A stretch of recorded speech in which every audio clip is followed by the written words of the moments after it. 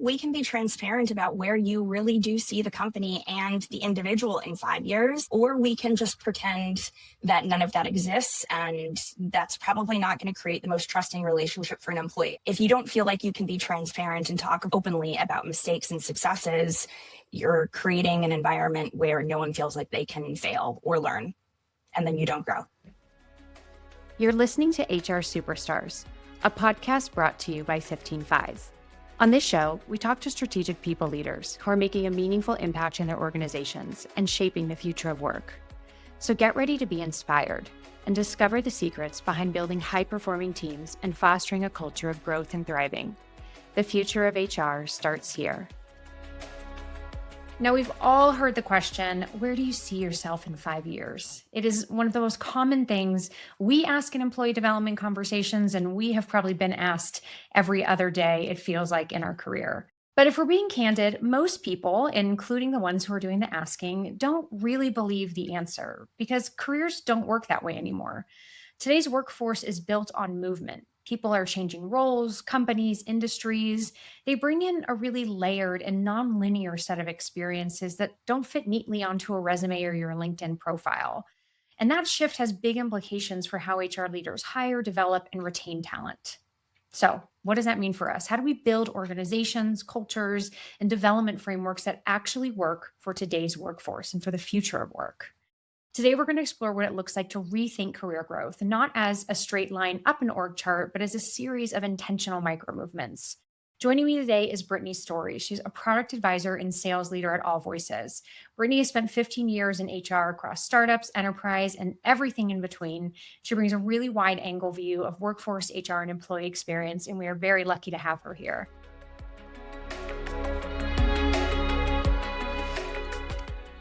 Brittany, welcome to HR Superstars. Give me the movie trailer version of where Brittany started in her career and how you ended up here today. It's a delight to be here, and I'm so excited to have this conversation because I think we really need to be having this out and loud constantly as we look at the world of work. I started my career thinking that I was going to be a policymaker and follow law. I switched and pivoted to HR because of the Great Recession. And now I am working in product advisory and sales, selling all of the things that I wish I would have had when I was in my role in HR. I'm only able to do that because my career has made many twists and turns to give me the experience and the insights to be able to be where I am right now. Awesome. I absolutely love that, Brittany. Let's talk about this career arc changing and maybe where HR has and hasn't caught up in that. Why is it that the idea of a long-term linear career at a single company is just becoming less and less relevant? Seems like day by day. Where do we begin? I mean, how many financial crises have both of us experienced in our lifetime, right? We are constantly talking about the rise of technology and the incorporation of AI and how that is changing the workforce. I mean, the blunt answer to all of this is no one can rely on a company being there for them long term. And so employees are finding a way to move through the world and their careers, taking care of their needs, and also gaining the skills to stay motivated, adaptable, and honestly employed. I mean, people need to be able to pay for their basic bills, and you can't rely on a company taking care of you for your entire career anymore. Yeah, that is such an important thing to call out, Brittany. And I'm so glad that you said it because oftentimes I think when this conversation starts, the lens is put on employees. Well, it's an individual thing and a personal thing. And millennials or Gen Z or whoever it is, they're less committed and they're not this and they're not that. But the truth of it is that organizations are not what they once were. You don't have these companies, even if they're local organizations, right? Or they're kind of these multinational, huge places where it's like, great, that's where I'm going to go and develop a 20, 30, 40-year career and move up like this. That stability doesn't exist anymore. And people have been and are continuing to adapt to that. And the rate at which companies become less and less reliable seems again like that speeds up too. You know, when I look back at the Great Recession too, and what that did for me and how that pushed me in my career, that was then what felt like a longer period until the next big change. But now it's like, oh my gosh, every day there are these economic shifts that people need to get ahead of and proactive about. And that's actually a really great thing, a skill that we need to think about in a more positive light. Absolutely. And I think one of the difficult things that no one is going to admit, no employee is ever going to say this out loud because it puts them at risk. But the reality is, yeah, we all put out our highlight reel on social media, including LinkedIn. LinkedIn is social media. It is professional social media. No one in their right mind is going to constantly disparage their previous employer and expect that they are going to be looked at as a reliable employee in the future. So it's this conversation that people have around dinner tables or with their friends or even in their own head about thinking, what do I present to the world so I have access to opportunities, but what am I really feeling? And a lot of times, myself included, sometimes what you present to the world about your career and the accomplishments that you have, there's also pain and there's sorrow and things that didn't go the way that you expected them to behind the scenes. But you can live in sorrow and sadness, or you can try to make the best of it and move forward and keep learning and growing.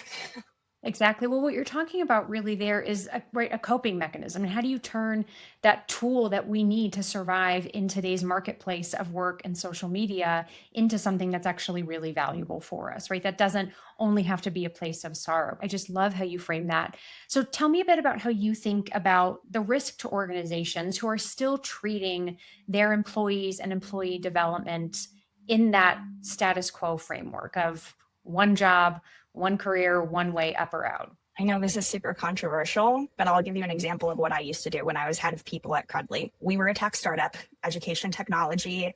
We're the world's leading digital credential provider. We verify the skills that you have through a variety of mechanisms. It was an amazing organization to be part of. But what I used to do during new hire cohorts is I would welcome everybody to the team. We're really excited. There's a whole process that went into bringing them on board. But I would say, we're so happy that you're here. Go through the mission, the vision, the values. And then I would say, I'm going to take the elephant out of the room. You're not going to retire here.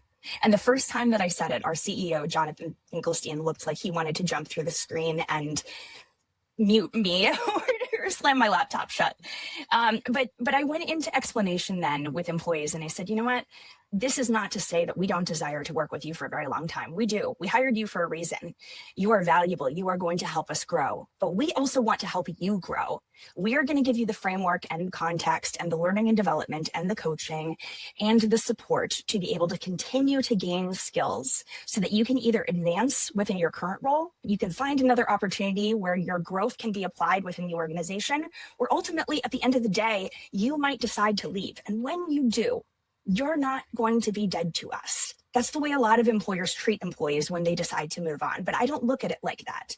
I look at it as we know the way that modern careers work. How can we be supportive to get the most out of employees by giving them the context, the tools, the resources and development to do their job efficiently and effectively, but then also support the human behind the resource? That is a conversation most employers are not ready to have because they worry about people leaving. But I found that you get the most out of people when you can be transparent with them and give them the tools to be able to be successful. And ultimately, I'm still really close with a lot of the employees that I worked with there. And it's consistently one of the best places that most of us can say that we ever worked. I absolutely love that. What do you think would have happened and made that company different if you didn't say that? How would that have changed for the organization and for employees? I think we would have been surprised when people left, which isn't great for us. If we have somebody in a lean team who decides to leave and gives us 2 weeks notice, if that, maybe even 4 weeks, we now have a gap to fill. When it's not just a actual tactical gap, we have a knowledge gap potentially. So it would have put us in a disadvantage. It's just crazy to me that employers are not having these conversations because they don't see the risk that they're actually putting themselves in that. I also think that that sort of relationship dynamic and that transparency, it wasn't easy to get everybody on board first, but once we were in that rhythm, it built a lot of trust and it really created a sense of teamwork where we had employees that viewed our growth as something that they were personally invested in. And thankfully, when we got to the point where we were acquired later on, there were real monetary rewards that were given to all employees who had been part of the growth story. And I think that's part of what was so magical about that experience. And it's part of the book that I'm writing, actually, because it was such a great experience. It's interesting to hear you tell that story because I can remember organizations I was a part of where it was even looked down upon of, well, let's not tell people how to put notice in. Like maybe we shouldn't include in the HR playbook, what do you do when you want to quit? And my question was always like, but what do you mean? They're either going to quit and not tell us, which is an absolutely terrible place for us to be in. To your point, Brittany, we're not going to have information. We're not going to be able to accurately like understand what does this person know? How do we refill the role? We're not going to be able to learn from their exit. Or we can actually just tell people, you might leave this organization one day, which is fine. We would rather you stay here as long as you can, but everyone grows. So here's how you do it. It's so interesting, this fear that executives can build on. But if I talk about leaving the org, then everybody's going to do it. And it's like, well, wait a minute. And beyond that as well, it's also creating a really unhealthy work environment while the employee is there. And so to go back to your original opening about where do you see yourself in 5 years? Okay, we can be transparent about where you really do see the company and the individual in 5 years, or we can just pretend that none of that exists. And that's probably not going to create the most trusting relationship for an employee. If you don't feel like you can be transparent and talk openly about mistakes and successes, you're creating an environment where no one feels like they can fail or learn, and then you don't grow. Well, and you're talking about this alumni network, which is one of my favorite things to do in an organization, is really to build that strong alumni network. Because when someone has made the decision to leave an organization, the likelihood that you're going to be able to retain them well for a long period of time is tough, right? There's motivating factors, personal, professional, could be things that happen in the organization. But to send someone out into the world as a champion of your company and your culture is 10,000 times more valuable than begging them to stay and hoping that you get that output out of them that you wish you would. And I think that a lot of leaders really underestimate, right? Like in a world of social networks and people talking to one another in their own segments and world, right? Like whether or not they put on LinkedIn, but for someone to sit at a table and say, Brittany, you've got to hear about this company I work for. They were so incredible. I love them. That actually means a lot more than people give it credit for. Absolutely. I completely agree. And I have to say, it's really cool to see how supportive the majority of our former colleagues are of each other. But there's a lot of us also who have gone on to do really incredible things. Actually, there's somebody that I met through the Crudley journey. His name is Casey Allen. He runs Enterprise Rising Conference in the Twin Cities. He commented to me at one point that he loves being on LinkedIn and seeing how supportive former Crudley employees are of each other. When one of us has a success, it's like everybody comes out of the woodwork and is celebrating them, cheering them on, championing for them. And I have to say, I think about that constantly. Let's talk a little bit about internal development, right? We've talked about people leaving and or retaining them. I'm curious to get your thought on how just individual development has changed, right? Not everyone in a company is interested in climbing the corporate ladder. Some people are performing just well where they are. They like their role, but they're not eager to get to a promotion, a next level, or move into a different space in that company. How do you think about that? And how do you think HR leaders should be thinking about just a broad array of development for their people beyond the traditional paths? Oh, yeah, absolutely. I think climbing the corporate ladder is a flawed way to look at things. And I've worked for companies where they thought that is the only way. And if you don't do that, then there must be something wrong and you're not a culture fit. I hate that term. I think you need to be looking at it as like a culture multiplier or enhancer, et cetera, but that's a separate conversation. Lateral moves are a great thing. And the skills that you need to be a good people manager, not everybody possesses, and not everybody should do that. You know, I've been a manager and not been the best manager to people on my team. I've worked with managers where we've promoted someone, and a lot of times it ends up becoming a completely stressful situation for someone who didn't realize how much of the emotional responsibility and the coaching would be required from them in a management role. I'm also an example of somebody who has changed my career a couple times. I started in HR. I thought I was going to be a lawyer or a politician. And then now I'm in sales, selling HR tech, and I'm working to support in product advisory. I think it's really awesome, especially based on personalities and the more that we learn about ourselves, to be able to have the opportunity to change things. So I think the best thing employers can do, learning and development budgets are really helpful.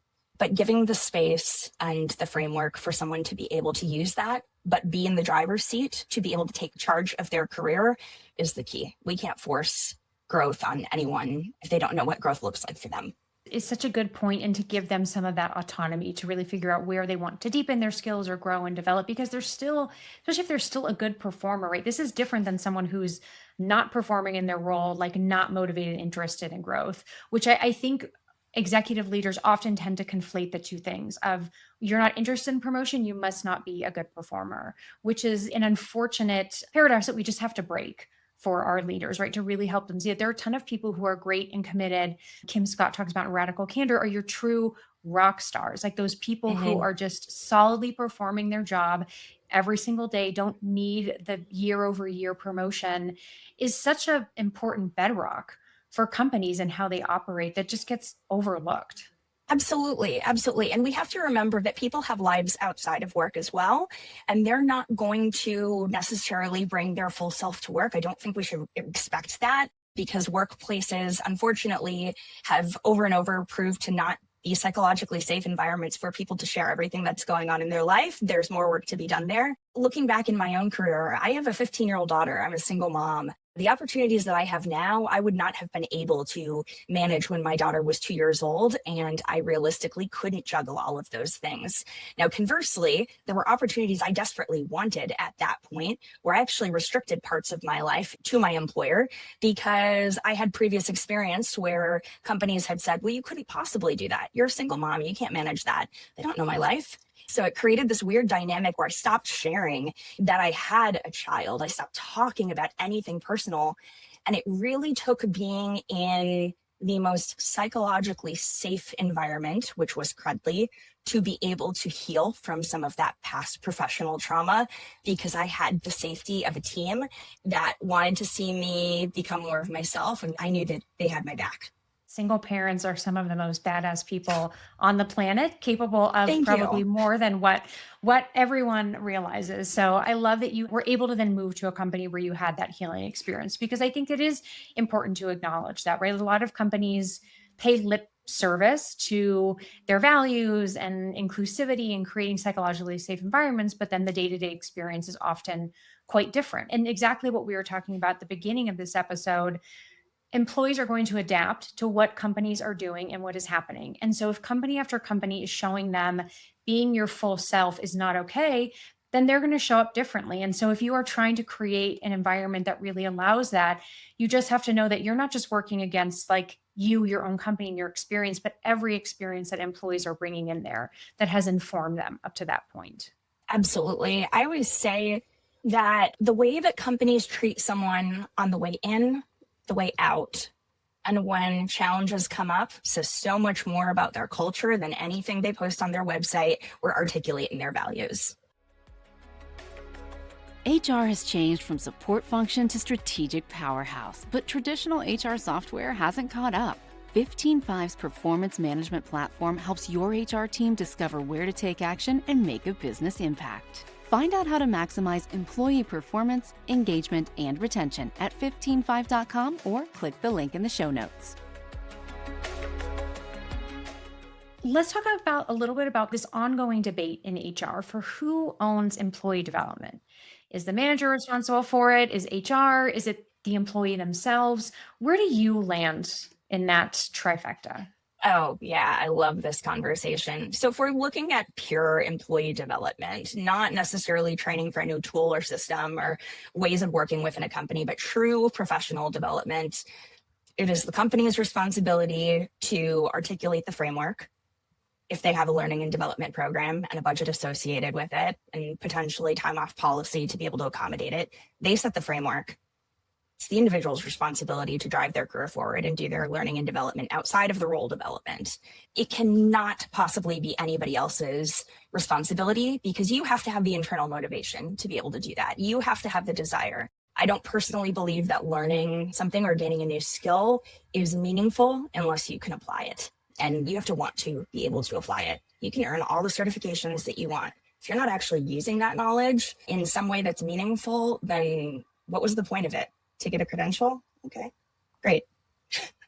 Yeah, I mean, that could take us down a whole rabbit hole about credentials and all this, but I hear you, right? Anything you do in your life where you're building a skill, if you're not going to keep repeating that skill or invest in it, well, then like, why put the time in? I mean, it takes 1,000 hours in any skill to get just good at it. I mean, it's a really big investment. You have to be willing to then keep it up afterward, although certainly people may choose not to. But I think what you're saying is really interesting. And I do agree with you that it's an employees, they have to have that motivation. Now, in the road that they're driving to this development, we don't want managers or anyone else to put blocks in that are going to make it harder for them to build relevant skills to their job, useful, applicable skills. But you've got to get in the car and hit the gas pedal. Like nobody can do that for you.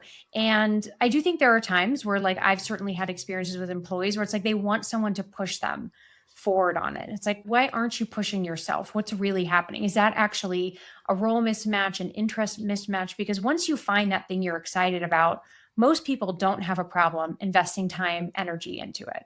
Oh, absolutely. I just want to be clear as well, because I know that there are economic factors, there's lifestyle factors, there are real challenges that people have with barriers to entry. And that is a whole separate conversation about why I came to Credly. We were focused on giving people opportunities through micro achievements to gain upward mobility. And part of that is because, like, I came from an environment where I didn't have as many opportunities based on economics and lifestyle and familial upbringing as some of my peers. And I know that there are so many other people who have it way worse than me. So there are times where gaining a skill or a credential, it's a survival mechanism as well, because you need someone to notice you. You need someone to be able to say, I see this skill through this certification, and this tells me that this person has the ability to be able to perform the job to the best of their ability. That completely makes sense. But in a true learning and development environment and everything, beyond getting past the barrier to entry,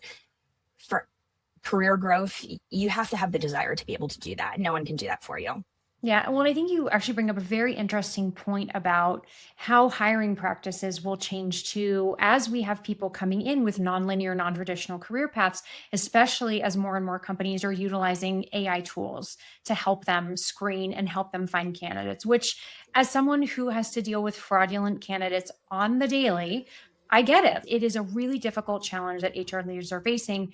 At the same time, we have to be really careful and thoughtful about the tools that we use and making sure we don't narrow our views so much that we're not seeing people who bring in really like the skills and the will to get the job done. There's parallel tracks. And that's where I personally really hope AI tooling for recruiting starts to go, is like when you're giving recommendations to people of what is a senior software engineer, help them expand that view. What else could be a fit here? What are other industries you could pull from, other roles that have had great success? I think we have a really cool opportunity there. I hope more companies lean into. I hope so too. This is also partially why I think peer networks beyond your company are so important. There are people who will know your skills, your interests, your desires that you can tap into for different reasons.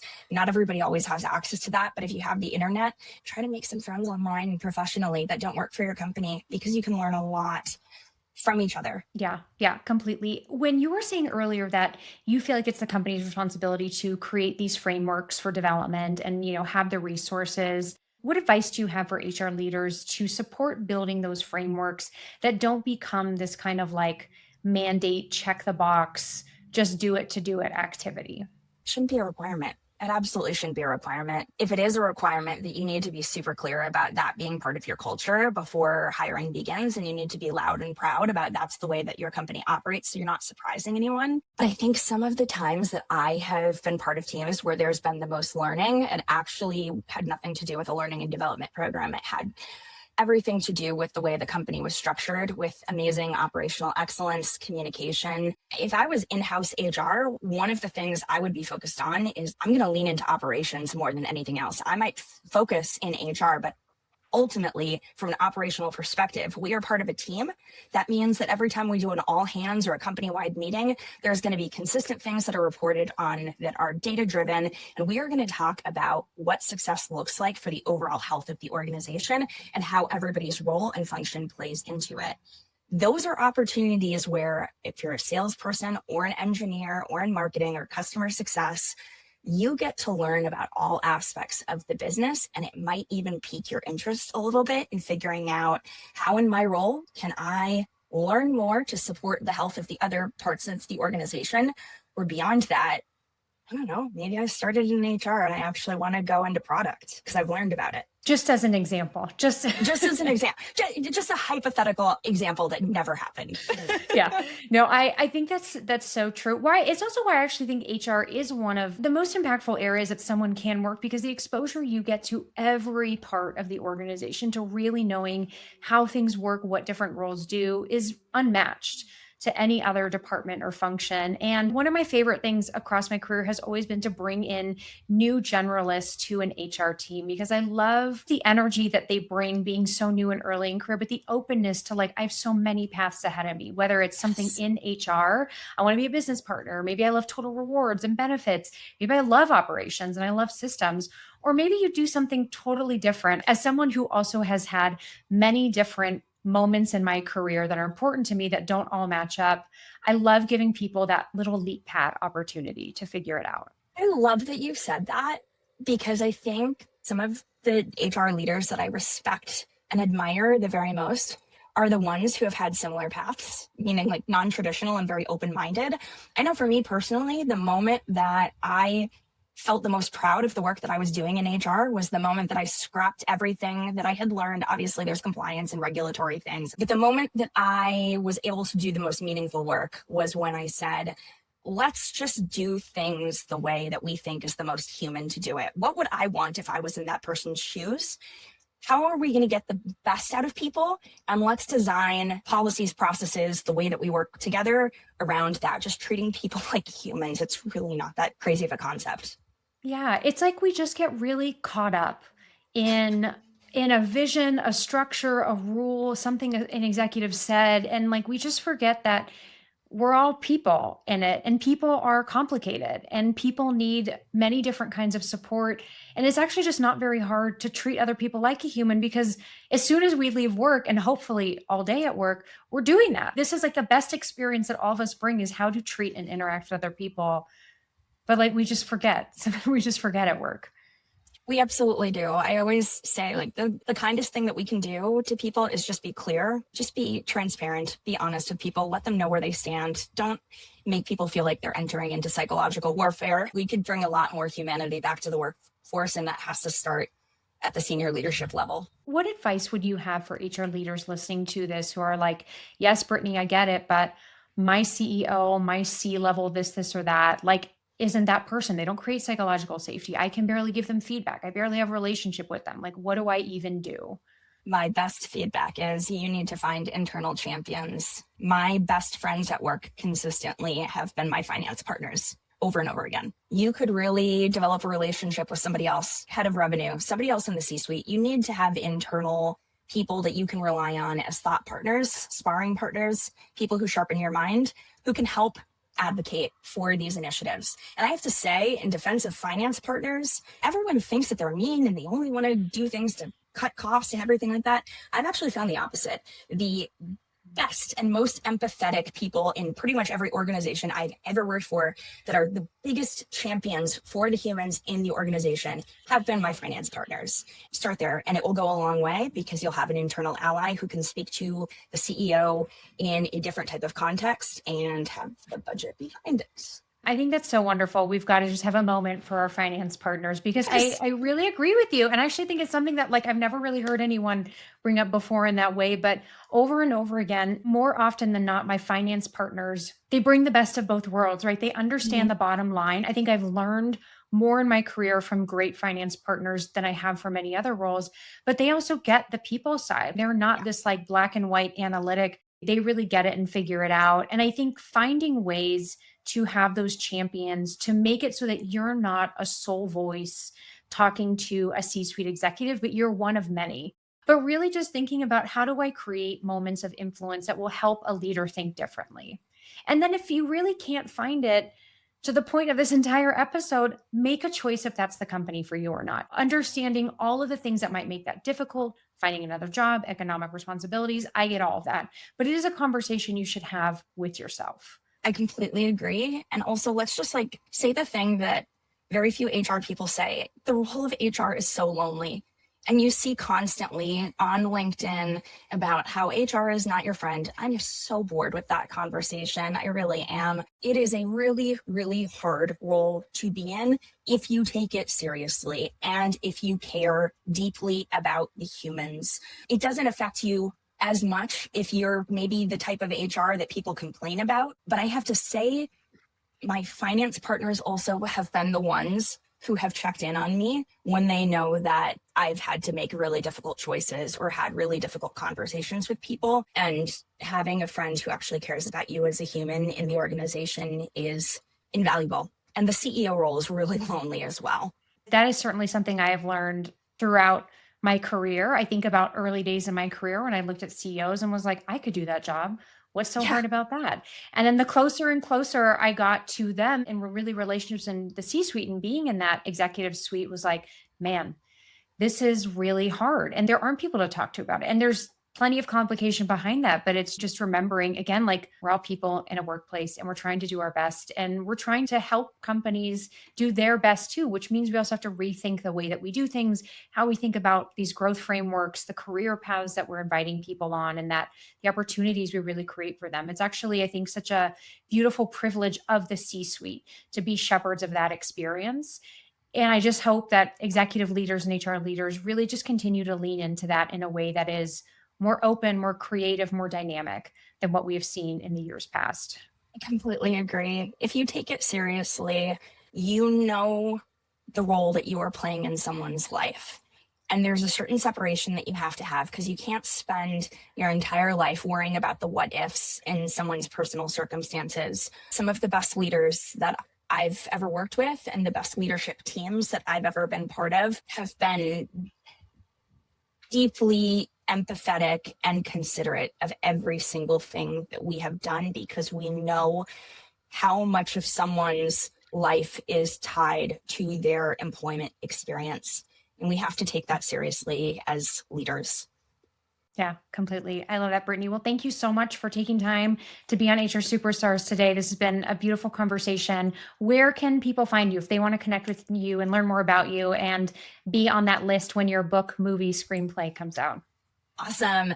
You can find me on LinkedIn. I'd love to connect with people. I love meeting people with diverse thoughts and ideas and would just be happy to have conversations about the world of work and how we rethink it at any time with anyone. Amazing. Thank you so much, Brittany. Engaged employees are your most valuable asset. They're innovative, loyal, and committed to achieving exceptional results. By fostering a culture of engagement, you'll unleash their full potential and create a competitive advantage that sets your organization apart. But how do you do it? Check out 15Five's Employee Engagement Playbook linked in the show notes. It explores the undeniable benefits of employee engagement and dives deep into how to measure it. I promise you'll learn actionable strategies to transform engagement insights into measurable outcomes.